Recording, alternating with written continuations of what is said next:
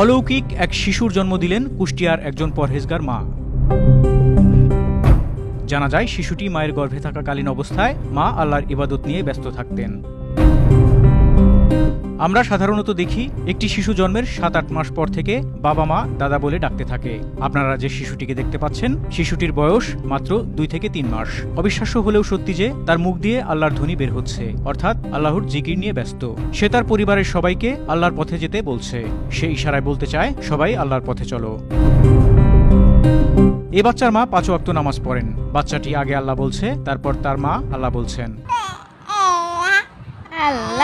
সে 3 সেকেন্ডের মধ্যে আল্লাহ বলছে 5 বার। এই শিশুটি কুষ্টিয়া সদর থানার চৌরহাস কুঠিপাড়ায় জন্মগ্রহণ করেছেন।